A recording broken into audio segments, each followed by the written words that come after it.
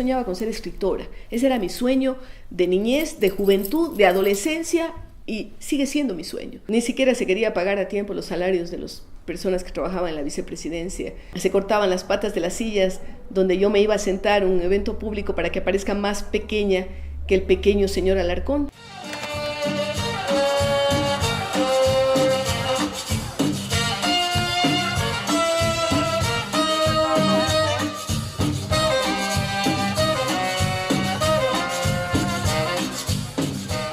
Ya sabemos que están acostumbrados a ver gente glosada, sentenciada o incluso fichada en este espacio.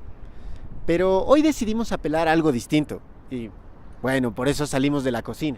El pasado 2 de julio de 2018, después de más de 20 años de haber ocupado la presidencia entre el 6 y el 11 de febrero del 97, se colocó el cuadro de Rosalía Arteaga en el Salón Amarillo del Palacio de Carondelet.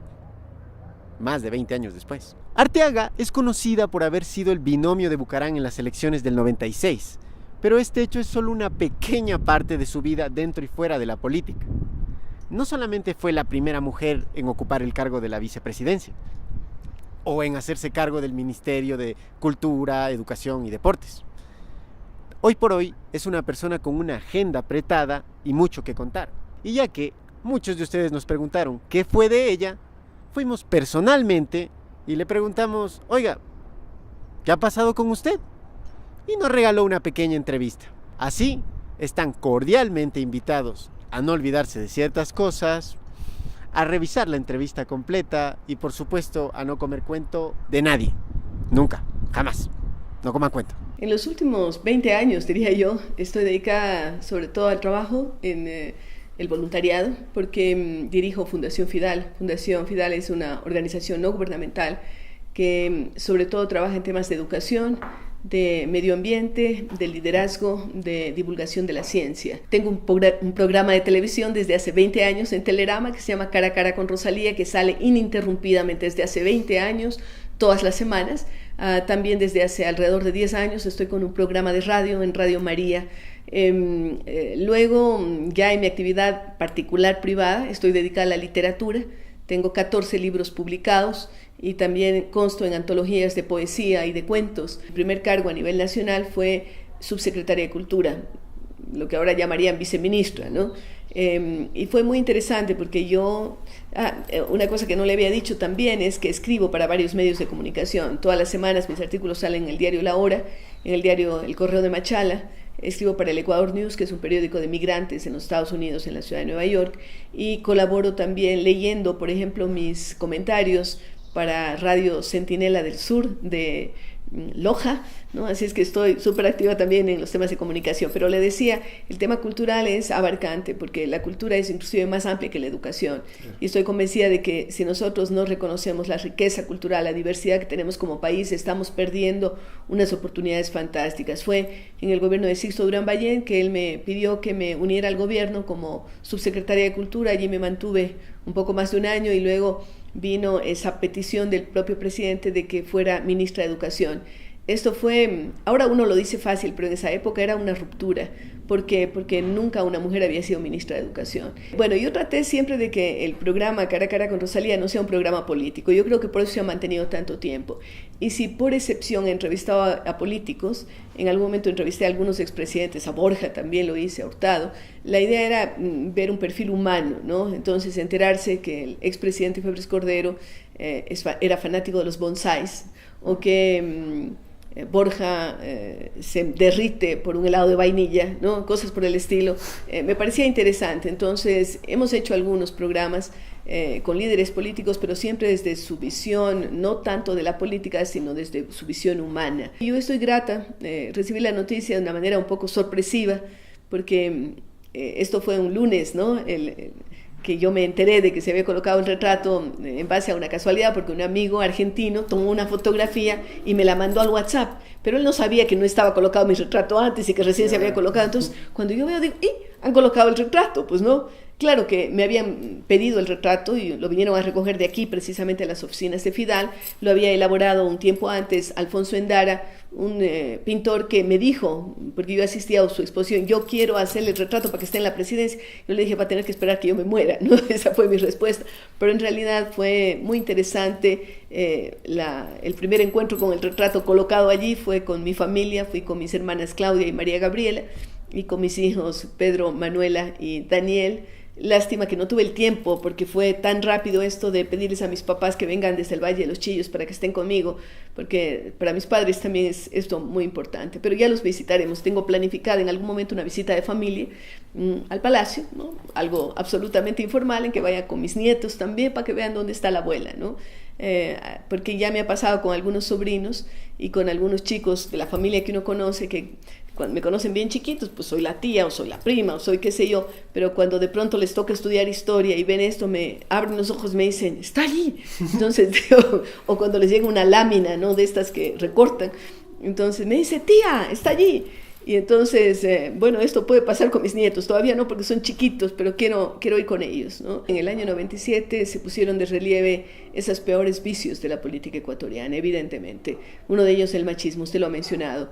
Otro que tiene que ver con estos tejimanejes debajo de la mesa, de los que yo ni soy experta ni quiero ser experta, la verdad, ¿no? Porque pude haberme mantenido si aceptaba condicionamientos, ajustes que querían hacer allí, pero yo no soy partidaria de eso. Entonces, sí, es un hecho sintomático y me alegro que los jóvenes lo puedan recordar y lo puedan visibilizar. O sea que tiene un sentido simbólico muy importante la colocación del retrato para las mujeres ecuatorianas, pero también muchísimo para los jóvenes, para las personas que quieran saber realmente qué pasó con la historia y para que no volvamos a repetir reiteradamente estos problemas que luego dan como resultado que la sociedad en su conjunto no avance. Soñaba con ser escritora, ese era mi sueño de niñez, de juventud, de adolescencia y sigue siendo mi sueño. Nunca pensé estar inmersa en la política. En mi familia, mi padre un médico, mi mamá una ama de casa, mis abuelos, yo no tenía contacto con la política, de tal manera que no es que era algo que estaba clavado en mi cabeza, quiero llegar a hacer tal cosa. Si usted lee las redes sociales, me dicen, Rosalía, tienes que lanzarte a la presidencia, me lo ponen así. Es decir, ya llegó la hora, otra vez Rosalía a la política. O sea, es casi ya un imperativo de la gente.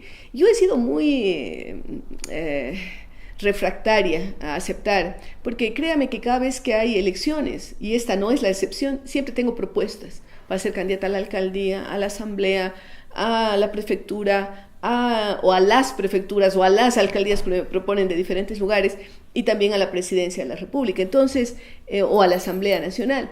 Pero yo he querido también demostrarle al país que no se necesita estar en política para poder trabajar por el Ecuador. Nosotros habíamos pasado una guerra con el Perú en el año 95. En esa época yo había dejado ya el Ministerio de Educación, recuerdo que inclusive había hecho un viaje a Cuba para participar en un evento de pedagogía y habíamos conformado nosotros un grupo de gente por la paz, mujeres por la paz, habíamos viajado a la zona de Patuca, habíamos recolectado fondos, habíamos hecho una serie de cosas y vi el sufrimiento de la gente, porque no estuve solamente aquí en Quito oyendo las noticias, yo me fui allá y tratamos de hacer espacio para ver cómo conseguíamos de alguna forma conseguir vituallas y para apoyar no solamente a las tropas sino a la población. Entonces sabía lo que era una situación de enfrentamiento bélico y luego en el año 97 cuando se producen yo recibí llamadas del Departamento de Estado, justo en esos días de febrero del 97, y recibía noticias de nuestros destacamentos, ¿no? Que me mandaban a mí ya como presidenta de la República información de lo que estaba pasando.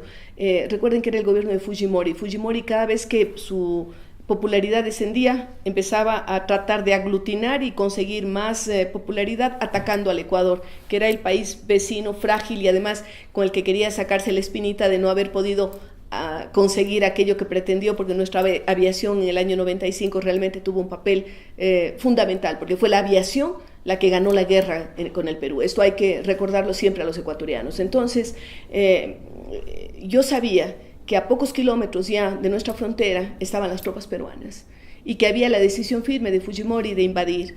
Yo tenía el temor de que ocurra una situación similar de caos a la que ocurrió cuando se han producido desmembramientos territoriales por parte precisamente del Perú que ha avanzado en territorio ecuatoriano, y entonces puse sobre la balanza un país que aparece con 3 presidentes al mismo tiempo, un país dividido, ¿cómo puede enfrentar una situación con el Perú? Así es que cuando se produjo inclusive, porque alguna gente me dice, ¿por qué te mantuviste después como vicepresidenta? Lo hice porque me le pidió el Comando Conjunto de las Fuerzas Armadas, con el general Moncayo a la cabeza, que visitaron mi despacho y me dijeron, Presidenta, queremos pedirle que se sacrifique una vez más y que continúe como vicepresidenta de la República para presentar un frente unido frente a lo que puede ocurrir con una invasión extranjera.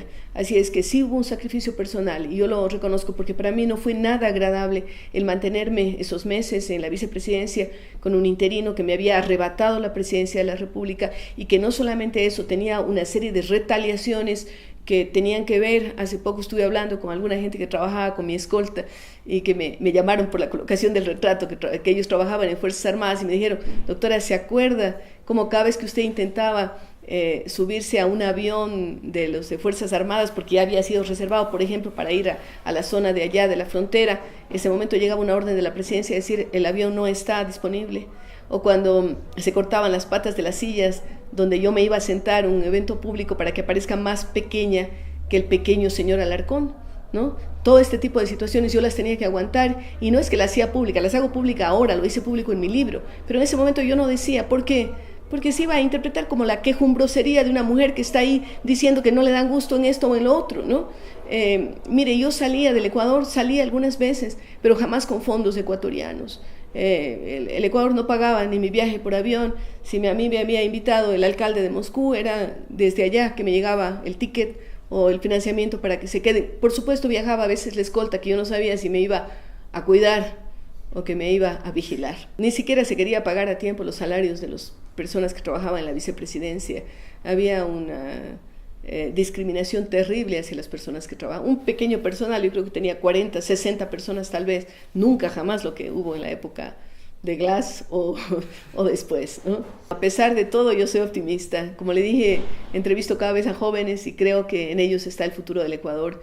Estos jóvenes que capacitamos en el Centro de Formación para el Futuro, los jóvenes con los que yo me encuentro todos los días recorriendo el país, a los jóvenes a los que entrevisto, que son emprendedores, que tienen ganas de hacer las cosas, o cuando voy a las universidades, recién nada más estuve hace muy poquito en la ESPE o en las diferentes universidades del Ecuador, yo siento que hay un futuro maravilloso y que lo que tenemos que hacer es que con o sin los gobiernos de turno, el Ecuador tiene que salir adelante.